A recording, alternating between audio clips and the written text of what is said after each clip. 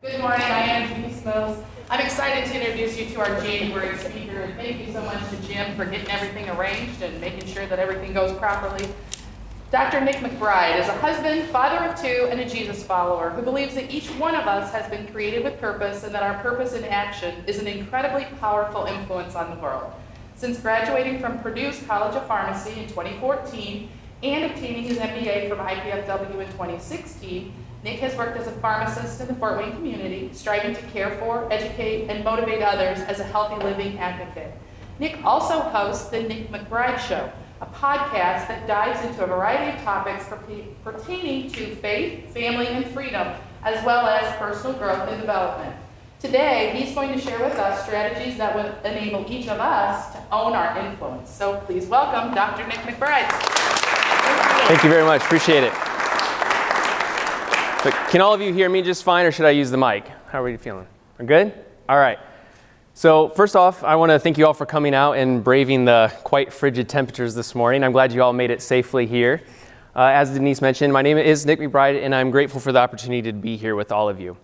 Before we get started, though, I did just want to take a quick opportunity, if you don't mind, for all of us to express our gratitude through a round of applause to Jim Johnson as well as Jerry, who's not here, and the entire First Fridays board for what they have created here and for the impact that it's continuing to have in the Northeast Indiana community. Appreciate you guys. So in alignment with the goals of First Fridays, it's my hope that through our conversation today, we will be educated to know, encouraged to grow, and empowered to sow as we leave here today. And also that we have a little fun here while we're at it. So to kick things off, by show of hands, how many of you would consider yourself to be an influencer? Okay. It's kind of an interesting question. How about this? Who comes to your mind when you think of the term influencer? Feel free to go ahead and shout out some names if you haven't. Your son? Okay. Anybody else? Her? That's awesome. Is it teachers? Okay, good. So why do these people come to mind? And what about them makes you think of them as an influencer?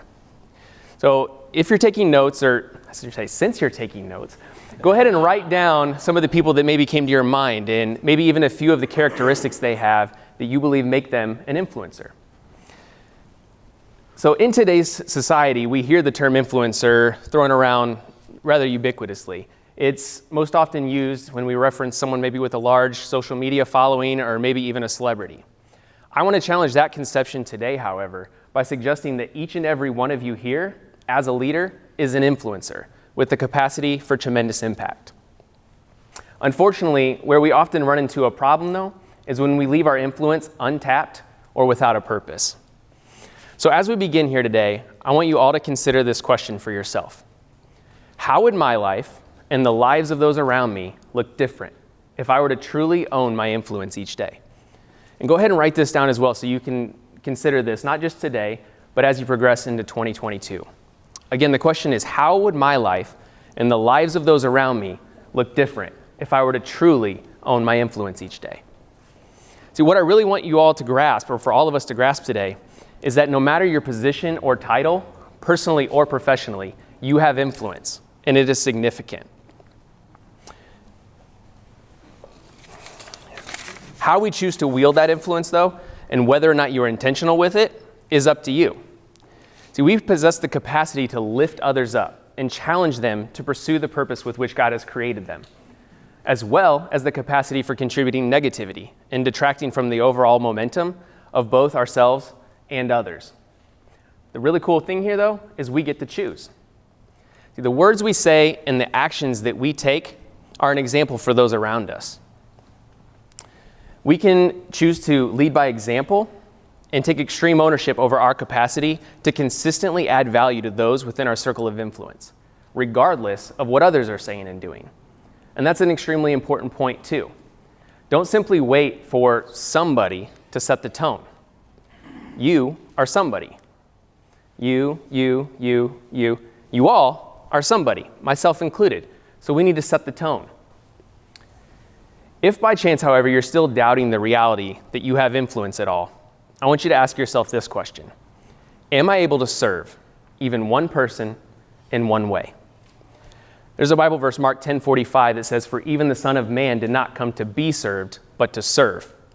Now, regardless of your personal beliefs or faith, I think most of us, if not all of us, could likely agree that Jesus had and continues to have tremendous influence in the world. And he came to serve. We can do the same. So why is this relevant to you, or why should you care? So opportunities for influence are everywhere, all the time, and for everyone. But even more so for those like all of you here who are in positions of leadership. So I love these words from Brendan Burchard. He says, "If you lack the intention for excellence, you will always default to the impulse for ease." I don't want us to squander our opportunities for influence any longer. You can choose to live life intentionally, pay attention, and seize the many opportunities that are around you and within you. Now, I want you to picture with me 3 concentric circles, with yourself at the middle, your immediate circle of influence in the next circle, so your family, your friends, and your coworkers, and then your community and the world in the outermost circle. I believe these 3 groups represent key opportunities for us to own our influence. We're going to start with yourself at the center. I believe that we first must be able to effectively influence ourselves if we're ever going to have any sort of meaningful and lasting impact beyond that. Leo Tolstoy once said, "Everyone thinks of changing the world, but no one thinks of changing himself." I once came across an image that I think conveyed this sentiment really well, and in the image, it portrayed an individual speaking to a group, similar to how we're interacting here this morning. And the individual asked the group, "How many of you would like change in your life?" And everybody raised their hand. You probably know where this is going. But then he next asked the group, "How many of you would like to change?" And nobody raised their hand. In order for meaningful change to happen and last, we must desire a life different from our current circumstances more than our fear of uncertainty and failure. Now, many of you probably know of or have at least heard the name Nelson Mandela. He was the first democratically elected president of South Africa, and he served as president from 1994 to 99. His path to the presidency was anything but sunshine and rainbows, though. Prior to that, he was actually imprisoned by his government for 27 years for his strong anti-apartheid stance. And Tony Robbins once recounted a conversation he had with Nelson Mandela, where he had asked him, "How did you deal with all of that suffering, being unjustly imprisoned for 27 years?" Mandela's response was absolutely remarkable. He said, "That wasn't suffering, Tony. That was preparation." Now, he said that either I would die in prison and my death would spark a revolution in the country that would lead to change, or I knew that one day I would get out and I would need to be prepared to lead. That is perspective. That's someone who knew the power and the importance of owning his influence over himself and his mindset. Mindset is monumental, guys. So consider this. What is your reputation with yourself? Do you decide ahead of time how you want to show up and the value that you want to contribute to your interactions? Or do you simply react to the many things in your day? It's certainly an easy trap to fall into. We get busy, we get overwhelmed, and far too often we allow the barrage of calls and emails and texts and different tasks to derail us from being intentional. When we don't know what we want our day to be about, we simply consume everything rather than actually creating what we want.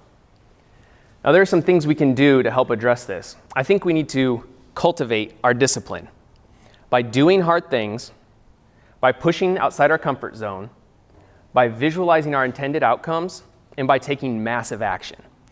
Again, those things, we need to cultivate our discipline by doing hard things, regularly pushing outside our comfort zone, visualizing our intended outcomes, and taking massive action. Now, our friend Rob Key recently shared a post online that I absolutely loved with a quote, and it said, "The biggest human temptation is to settle for too little." I think this is absolutely correct. So the danger for most of us lies not in setting our aim too high and falling short, but in setting our aim too low and achieving our mark. And I can assure you that we were all made for more than mediocrity, so we should stop aiming for it. There's a quote by Epictetus, a Stoic philosopher, that says, "How long are you going to wait before you demand the best for yourself?" And when I ask myself this question, I actually like to flip the for to a from, and I say, how long are you going to wait before you demand the best from yourself? So I want you to think of and write down at least one way in particular that you can better own your influence over yourself in the coming year. Even simply writing this down will help to hold you accountable and increase the likelihood that you'll take action towards it. For me, I'll go ahead and share an example of one thing that I have committed to this year to better own my influence over myself, and it pertains to my physical health. But given that it's 2022, I've committed to do some combination of running and or biking at least 22 miles every single week for the rest of the year. Something that, again, using the 22 helps keep it top of mind, and something that I can remember to do. Is there any of you that would like to share maybe anything that came to your mind, something you would like to commit to this year to better own your influence over yourself? Yeah. So I'm trying to tap into my creativity. Okay. This year, so I've committed to blogging 3 times a week and drawing twice a week. That's awesome. Very cool. Anybody else? If not, yeah. I'm an aspiring motivational speaker, so it would be to actually get more practice, like with communities and things like that. Very cool. Very, very cool. Well, if nothing came to the top of your mind, or if you don't want to say something out loud, please feel free to reach out to me online. I'd love to hear the things that you're committing to and that you're excited about to better own your influence over yourself in the coming year. So next, we're going to move out in our 3 circles to the middle and focus on our family, our friends, and our coworkers. I think we must commit to influence one life at a time within our immediate circle. And I don't necessarily mean that you can literally only focus on influencing one life at a time, but if we're not able to effectively influence even one person, it's unlikely we'll be able to scale our influence beyond that.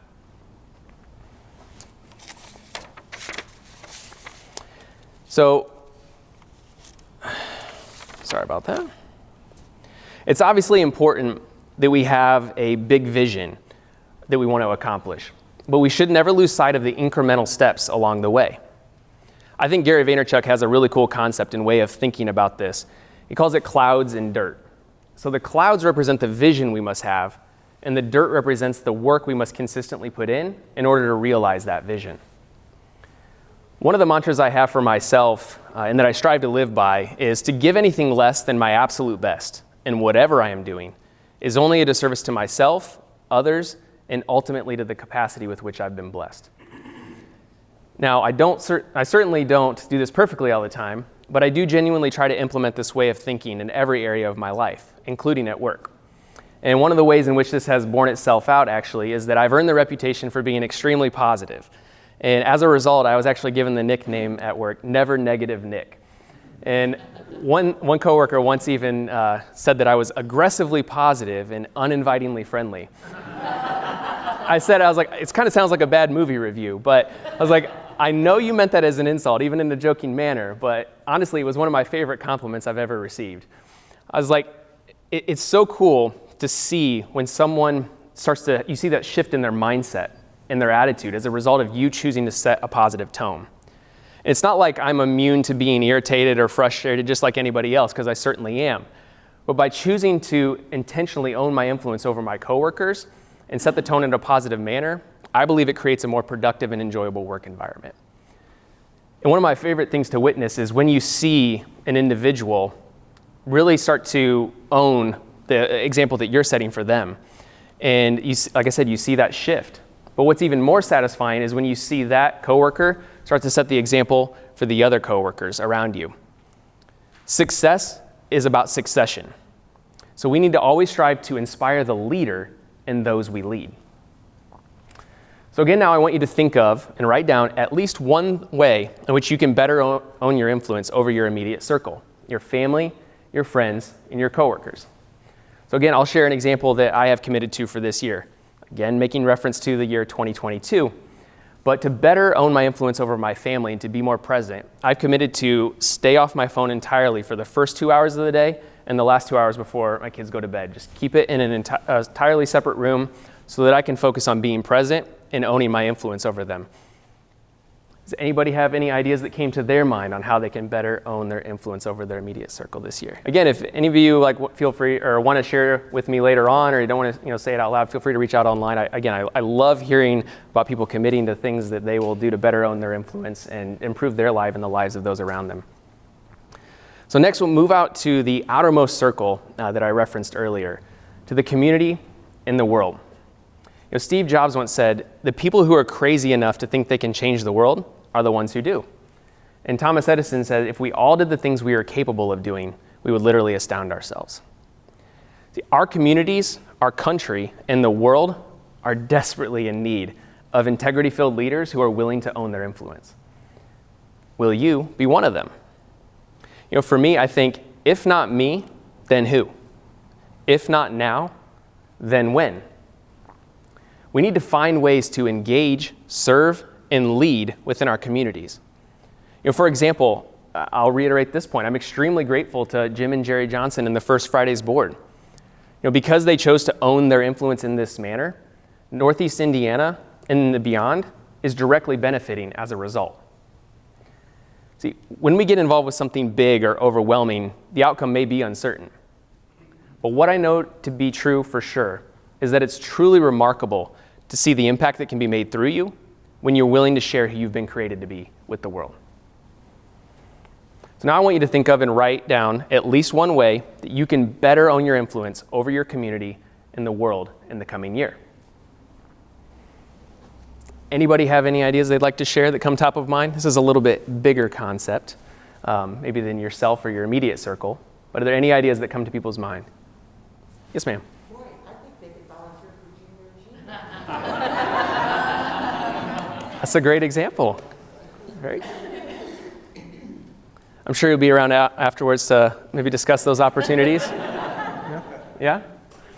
All right, so what do we actually need to do to more consistently own our influence? I want to share with you 3 ways in particular that I believe, if executed on, will help you to more consistently own your influence. And I actually came up with an acronym to help us remember these. The acronym is OWN, O-W-N. So we need to be more observant of both ourselves and others. We must be self-aware and honest with ourselves in order to recognize our opportunities for growth. We should never believe that we have arrived, but rather I think we should adopt and cultivate the mindset of a student in this capacity, always striving to learn, grow, and become more of who we've been created to be. We also need to be observant of those around us so that we can recognize our opportunities to serve them. Now, there's certainly no shortage of opportunities, but when we become more observant, we'll be aware of those opportunities to a greater extent. All that's left to do at that point is to act, which leads us directly to the next point in the acronym, the W, which stands for willing. We must be willing to act. We must be willing to do the work necessary on ourselves and the work necessary to serve those around us. If we see an opportunity but we're not willing to act, it's simply an intention at best.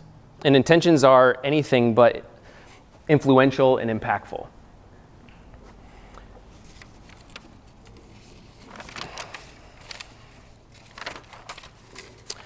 And then, as with everything in life, it's what we actually do with what we know that truly makes a difference.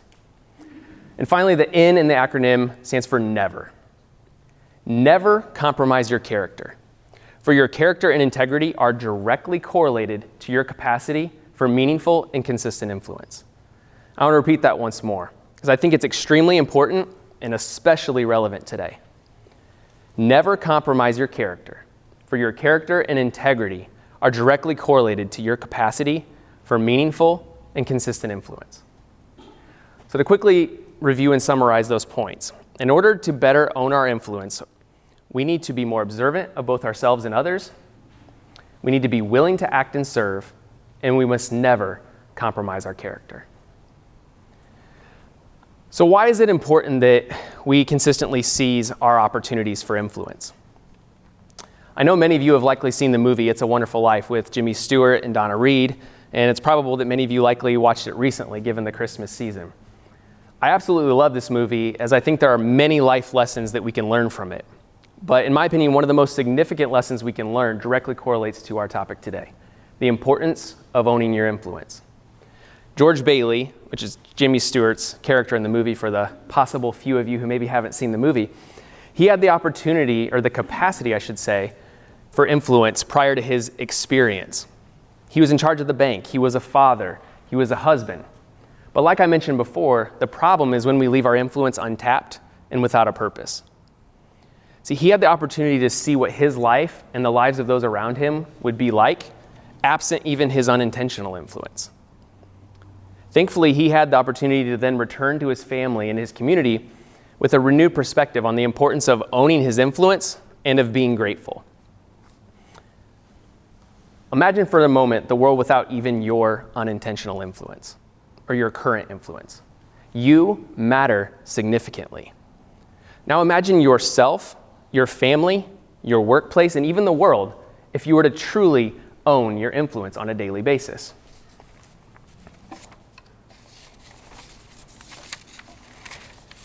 Don't hit the snooze button on your life.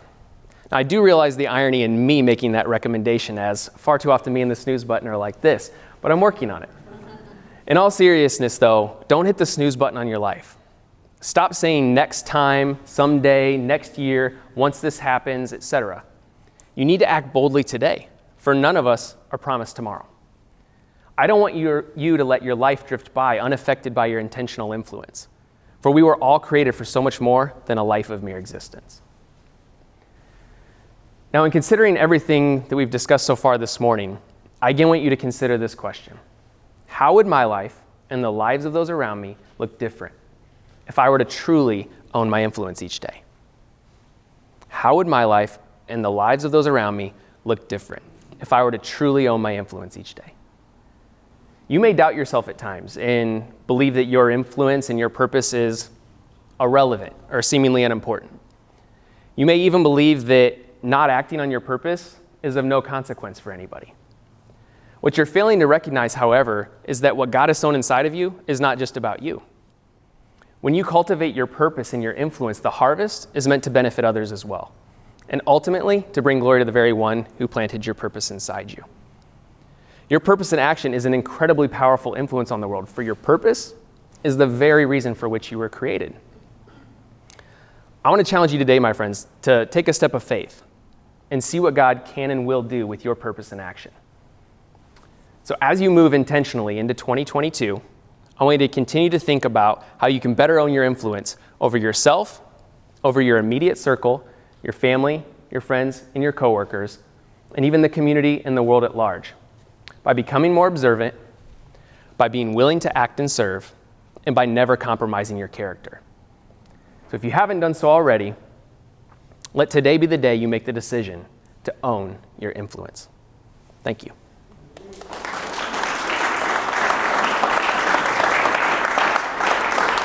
Thank you. Thank you so much, Dr. Nick. That was really, really powerful and really helpful. We're going to open it up for questions. I have to open up by asking first, it's 2022. How many miles have you run this week so far? So I have a lot to catch up on. I think I've done 4 so far this week, right. so I got to put in a lot this weekend. Yep. 15 more to go. Very good. What questions do we have for Nick? Yes, ma'am. Nick, so if there are times in your life that you are grumpy, whether it be, you woke up and you don't feel well, or you're the wrong side of that, or there's a series of events that have led for you to be grumpy, what actions and thoughts do you take to change your mindset? Okay, very good question. So if for any of you, did you guys all hear the question? Okay. So if you wake up and you're grumpy, how can you change your mindset on that? So for me, it's all about trying to change the lens through which I'm viewing what I'm experiencing and trying to develop a different perspective on it. So it's like, obviously we all encounter obstacles in our day, things that are frustrating to us. It's not like any one of us is ever immune to those things.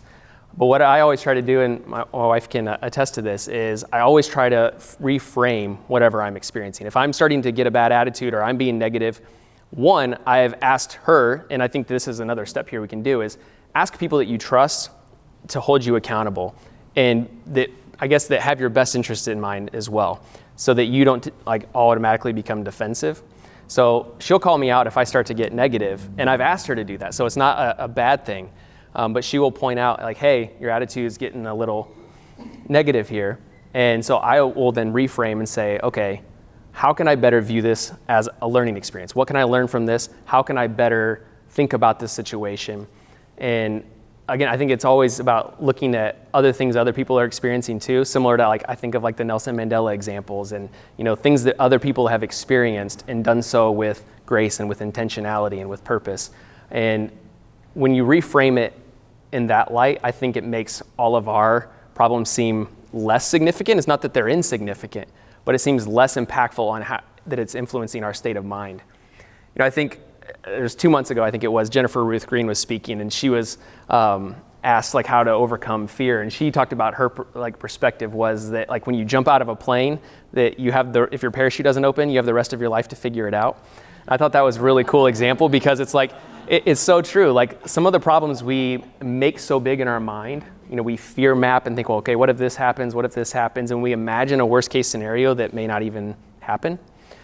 So when we can reframe our perspective on it and think of it in light of, in my opinion, when we think of things in light of eternity, it reframes our perspective in a more productive and positive manner. Well, feel free to reach out afterwards if you have any questions or comments. I'd love to hear them. And I want to thank you all again for coming out. I greatly appreciate your time.